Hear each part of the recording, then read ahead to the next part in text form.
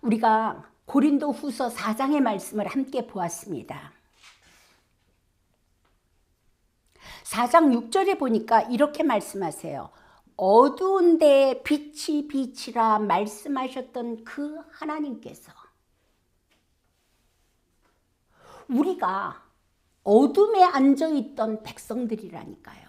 흑암에 앉아있던 백성들에게 빛이 빛이라 말씀하셨던 하나님께서 예수 그리스도의 얼굴에 있는 하나님의 영광을 아는 빛을 우리 마음에 비추어 주셨느니라.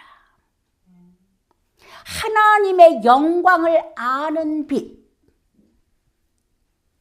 그 하나님의 은혜로 말미암아 하나님의 영광의 빛을 보는 자들이 되었단 말이에요. 우리가 이 보배를, 예수 그리스도로 말미암은 이 구원의 복음, 우리 주 예수 그리스도를 질그르신 우리 육체 가운데 아무런 가치 없는 우리 영혼 육에 그리스도, 우리 주 예수 그리스도의 보배를 가졌으니 이는 큰 능력은 하나님께 있고 우리에게 있지 아니함을 알게 하려 함이라. 분명히 예수 그리스도를 영접하고 임마누엘의 축복을 받은 우리는 구원을 받았습니다. 그런데 사도 바울께서는 말씀하시되 너희는 구원을 이루어 가라 라고 말씀을 하고 계시거든요. 분명히 우리 안에 보배이신 그리스도가 오셨어요. 그런데 우리에게 남아있는 숙제가 있다라는 거죠. 그 숙제는 물론 우리가 해가는 거는 아니에요.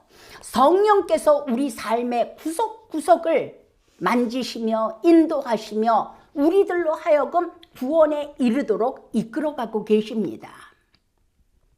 이렇게 보배를 담은 질그릇이 되었는데 5장 14절을 볼까요?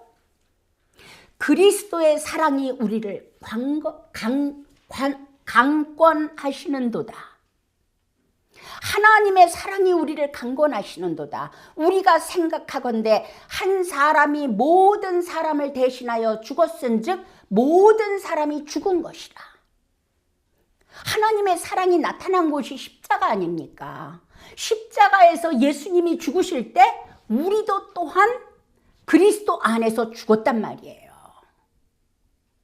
그런데 우리가 살고 있는 것을 보면 그 삶의 중심에 누가 있냐면 내가 있어요.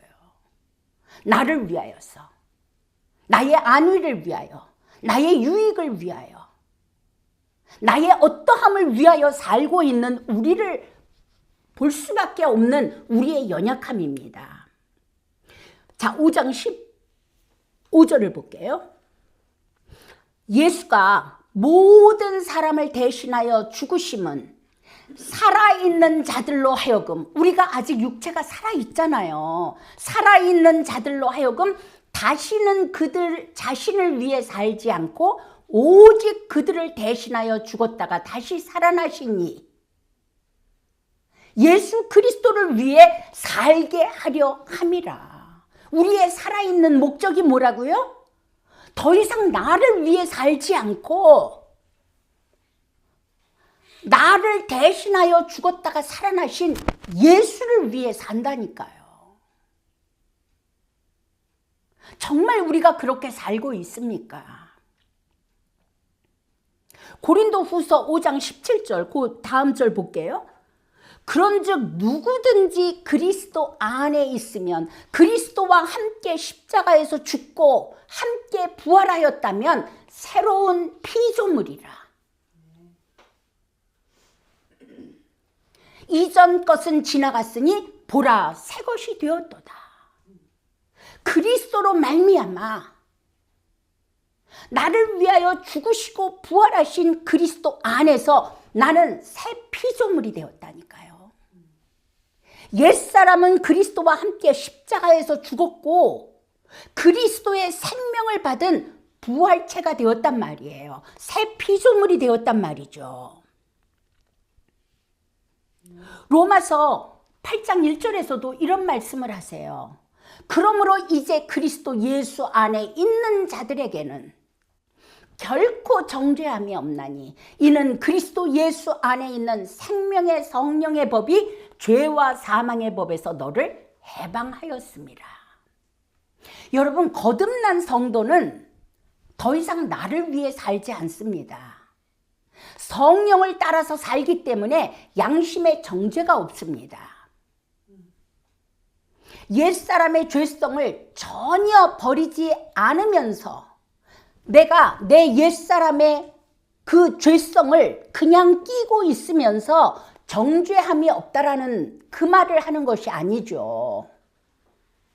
예수 안에서 내 안에 있는 죄성들이 그리스도에게 넘겨졌기 때문에, 넘기고 있기 때문에 우리에게 정죄함이 없는 거지, 그 죄성, 죄된 성품, 죄된 행위를 끼고 있으면서 버리고 싶지 않으면서 정죄함이 없다라는 이야기를 하는 것이 아니거든요.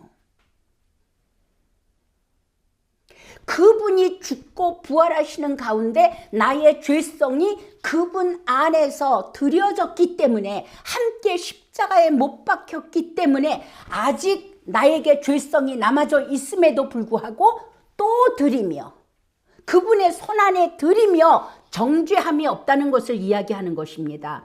옛사람의 죄성이 나를 끌고 가거나 옛사람의 그 성품이, 행동이 나를 끌고 다닐 때에는 반드시 회개해야 됩니다. 하나님, 이거 더 이상 나의 것 아닙니다. 그리스도 전에 마귀가 붙잡고 있었던 이것, 나는 이제 그리스도 안에서 십자가에다 드립니다. 이렇게 회개를 하고, 하나님, 이제 내 안에서 나를 고쳐주십시오. 그리고 회개한 사람은 반드시 죄를 버리게 됩니다. 죄가 그냥 미워져요. 죄를 짓고 있는 내가 고통스러워요. 내게 들러붙어 있는 이 죄로 인하여서 얼마나 고통하며 하나님께 부르짖게 되는지 몰라요. 여러분, 우리는 근본적으로 망가졌기 때문에 나밖에 몰라요. 그냥 편안하고 싶어요. 그냥 게으르고 싶어요. 나의 육신의 어떠함을 위하여서 모든 가치관과 삶이 집중된 그런 삶을 평생 살았거든요. 우리에게는 고쳐져야 될 것 투성이입니다. 예수를 믿었기 때문에, 예수의 생명을 받았기 때문에 모든 것이 끝난 것이 아니라는 것이죠. 우리가 가야 될 길이 있어요.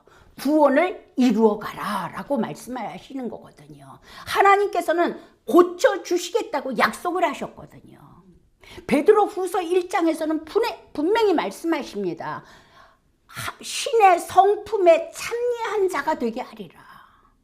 너희를 통하여서 하나님의 영광이 나타나게 하리라.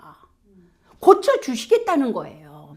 하나님은요, 이제 그리스도 안에서 우리의 삶과 육체 가운데 분명히 하나님의 영광을 나타내는 자들로 고쳐주기를 원하신다는 거 여러분들 아시기 바랍니다. 그리고 고침을 받아야 됩니다. 그런데 너무 힘들어요. 나를 고치는 게 너무나 힘들어요. 자, 로마서 8장 3절을 볼게요. 율법이 육신으로 말미암아 연약하여 할 수 없는 그것을 하나님은 하시나니. 육신이 연약하여 못해요. 나는 그거 못해. 나는 그거 너무 싫어. 안 하고 싶어. 아, 그냥 내버려둬. 율법이 육신으로 말미암아 연약하여 할 수 없는 그것을 하나님은 하시나니. 사람으로는 할 수 없으되 하나님은 하시나니 곧 죄로 말미암아 자기 아들을 죄 있는 육신의 모양으로 보내어 육신의 죄를 정하사. 그래서 예수님이 십자가에 죽으시지 않았습니까? 우리가 나를 다 고칠 수 있으면, 내가 스스로 나를 거룩한 사람으로 만들 수 있다면 예수님이 오셔야 될 이유가 없다니까요. 자, 4절도 볼게요. 육신을 따르지 않고 그 영을 따라 행하는 우리에게, 더 이상 육신의 원함을 따르지 않고 하나님의 영, 성령을 따라 행하는 우리에게, 성령께 순종하는 우리에게 율법의 요구가 이루어지게 하려 함이니라. 정말 우리가 하나님 앞에 회개하고 의지를 드리잖아요. 성령께서 분명히 이끌어 가시며 우리를 고쳐주십니다. 그리스도께서는요,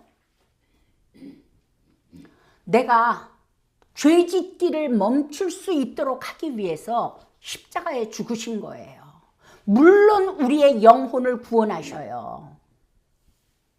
죄의 권세, 마귀의 권세, 영원한 지옥의 권세, 죽음의 권세에서 우리를 고치셨잖아요. 그러나 그것만이 아니라 또한 우리의 그 육체에 달려있는 죄짓기도 멈출 수 있도록 성령이 우리와 함께 하시며 우리를 이끌고 계시다니까요.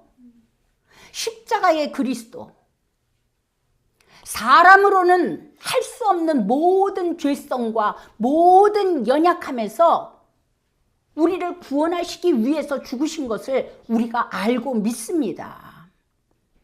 그런데 그 구원이 삶에 나타날 때 여러분 능력이 된다는 거 아세요?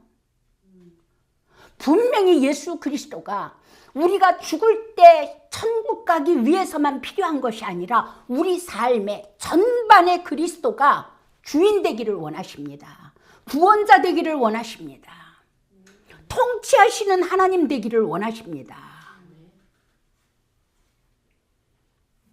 정말 우리가 믿음으로 그 죄의 습성이 있었던 자리에, 그 상황에 예수가 그리스도이심을 누리게 되잖아요. 그 십자가의 예수를 바라보면서 우리는 죄를 버릴 수 없다고 핑계할 수 없습니다. 왜 죽으셨어요? 총체적으로 망가진 우리를 구원하기 위해서 예수가 죽으시지 않았습니까? 십자가에 달리신 예수가 우리를 구원하시지 않았습니까? 그리고 성령으로 함께 하시지 않습니까? 로마서 8장 12절 볼게요. 그러므로 형제들아 우리가 빚진 자로되 그리스도의 십자가 그 은혜에 빚진 자로되 육신에게 져서 육신대로 살 것이 아니니라. 더 이상 육신의 원함에 져서 육신대로 살 것이 아니라 하나님의 은혜, 십자가에 달리신 그리스도를 바라보며 승리하게 하셨다니까요. 우리는 승리할 수밖에 없는 자들이 되었어요. 그런데 마귀는 뭐라고 속여요? 아니, 너는 안 돼. 그냥 살아. 여러분, 거듭난 심령, 예수 그리스도의 의의 옷이 입혀진 마음은 당연히 예수 그리스도께, 우리 하나님께 빚진 마음이 됩니다. 주님은 나의 모든 연약함 때문에 죽으셨는데 내가 어찌 그 죄를 고집하며 사랑할 수 있겠습니까? 하나님이 원하시는 하나님의 자녀의 성품, 신의 성품에 참여한 자가 되기를 원하지 않으십니까? 이렇게 그리스도 안에서 거듭난 양심은요, 죄를 죄로 인식하기 시작합니다. 그리고 의를 의로 인식하게 되지요.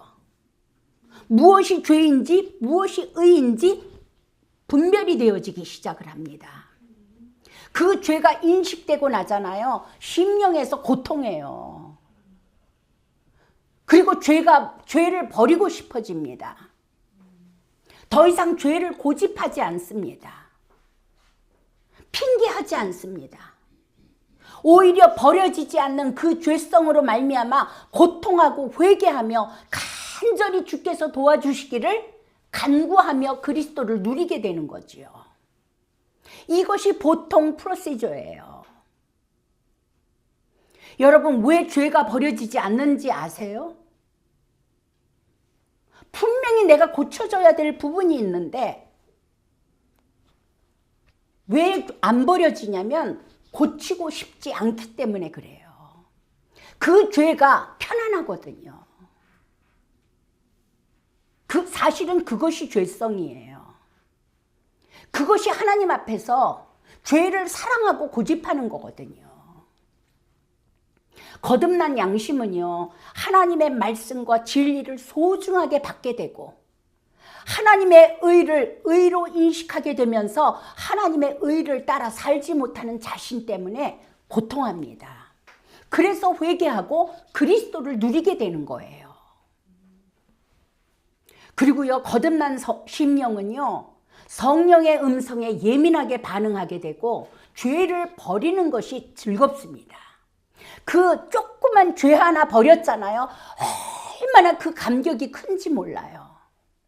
나는 도저히 죄를 사랑할 수밖에 없는 존재인데, 나는 할 수 없는 존재인데 내 안에서 죄가 버려지잖아요. 하나님을 찬양하지 않을 수가 없어요.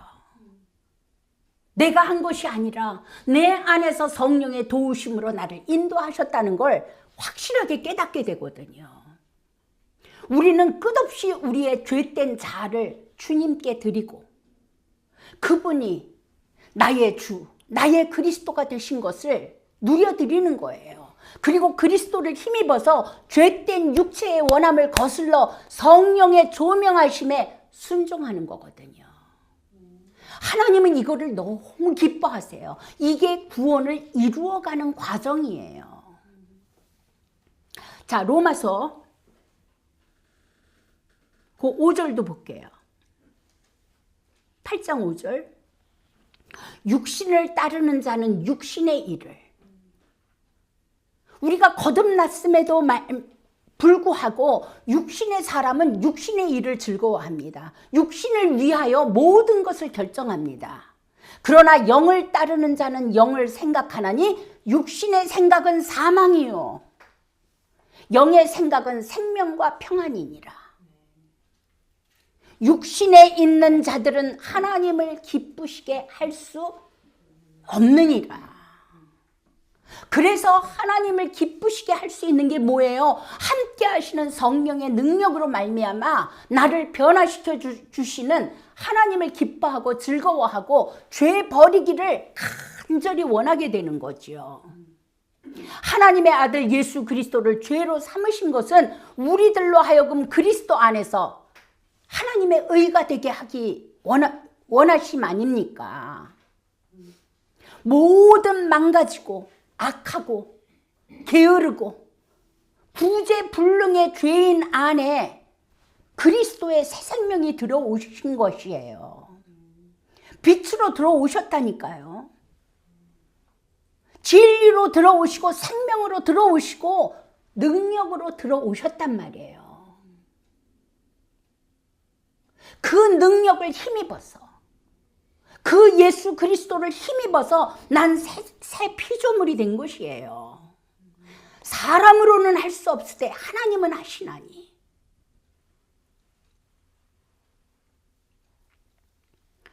과거의 나로는 절대 불가능하죠. 얼마나 쉽게 포기합니까? 얼마나 게으릅니까? 얼마나 나태합니까? 과거의 나로는 불가능해요. 그러나 그리스도를 누림으로 더 이상 내가 주인이 아니라, 나의 주인은 내가 아니라니까요. 그리스도가 나의 주인이 되셔서 신의 성품에 참여하는 그 자리까지 나를 이끌어가고 계시다니까요. 하나님이 무엇을 기뻐하시겠어요? 그 성령께 순종하며 따라가는 거예요. 그러면 이루시는 분은 하나님이에요. 여러분, 구원자 그리스도 안에서 우리가 새 피조물이 되었다고 그랬잖아요. 마귀가 통치하는 죄의 나라에 묶여 살던 나에게 그리스도가 왕으로 통치하는 하나님 나라에 사는 자가 되었습니다. 이것은 지식이 아니에요. 새 피조물의 삶을 살 수 있는 자가 되었다니까요. 지식으로만 새 피조물이 아니라 정말로 살아낼 수 있는 새 피조물이 되었다니까요. 여러분 주저앉지 마세요. 나에 대해서 포기하지 마세요. 하나님께 간구하세요. 하나님, 내가 이렇게 연약합니다. 내 안에 오셔서 이 연약함 가운데 주인 되시고 구원자 되시고 하나님 되셔서 나를 이끌어 주십시오. 눈물로 간구하세요. 분명히 나는 거듭났는데 왜 이렇게 변하지 않는가? 여러분 묵상해 보신 적 있어요? 근본적으로 내가 변하고 싶지 않다는 것이에요. 죄에 눌러 앉아 있는 것이 너무나 편안하고 그것이 달콤한 거예요. 엄청난 영적 게으름이에요. 사실은 마귀에게 속고 있는 거거든요. 여러분 제가 거듭났을 때요, 정말 그리스도로 말미암아 새 생명을 딱 받고 내 스스로가 너무너무 확실하게 알아요. 거듭났다는 거. 그런데 그리스도를 누리려고 삶에서 구석구석 망가진 것뿐이에요. 그리스도를 누리려고 하는데 그게 얼마나 힘들던지요. 평생에 해본 적이 없잖아요. 평생에 내가 한 거라고는 내 육체가 원하는 대로 살아온 것밖에는 없어요. 그리스도를 누리면서 하나님 이 자리도 고쳐주십시오. 이 자리에도 주인으로 오십시오. 이 자리에도 구원자로 오십시오. 이게 너무 힘이 드니까 하나님께 기도를 했어요. 하나님, 나 이제 예수 그리스도로 말미암아 하나님 자녀 되었는데 나 그리스도 안 누리고 그냥 데려가시면 안 돼요? 그리스도 누리는 것이 그렇게 힘들더라니까요. 사단은요, 우리를 그렇게 속여요. 그런데 하나님이 안 데려가세요. 안 데려가시고 지금까지도 15년을 살게 하신 거예요. 그리고 여러분과 함께 이 이야기를 나눌 수 있게 하시는 거예요. 그리스도 누리는 거 아무도 쉽다라고 이야기하지 않습니다. 우리는 육체를 위하여서 평생을 살아왔기 때문에 나밖에 몰라요. 나의 편안함.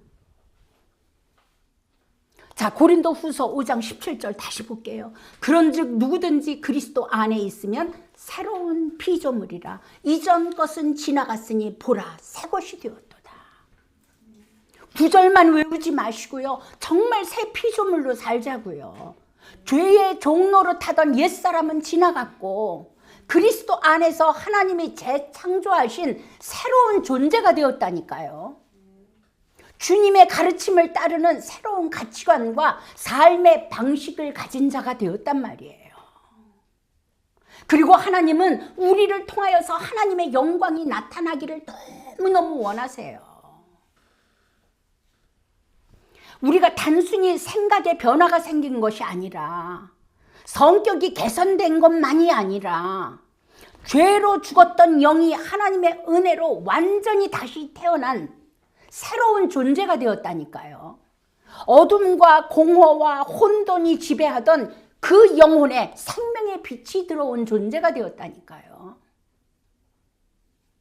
과거 우리 안에 죽음의 냄새가 진동하던 그 자리에 예수의 생명, 하나님의 생명이 들어왔다니까요.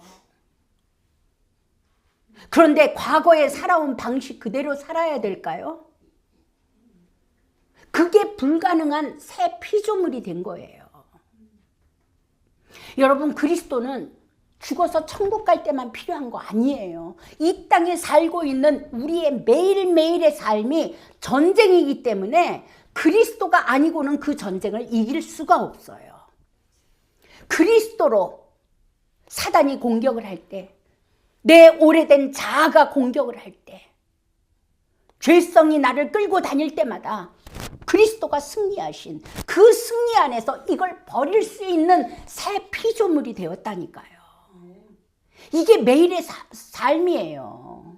그래서 하나님은 우리 보고 하나님의 군대다라고 말씀하시는 거예요. 우리는 전쟁을 위해서 지금 살아있는 것이거든요. 그러면서 매일매일 그리스도로 말미암아 구원을 이루어가는 자들이 된 거예요.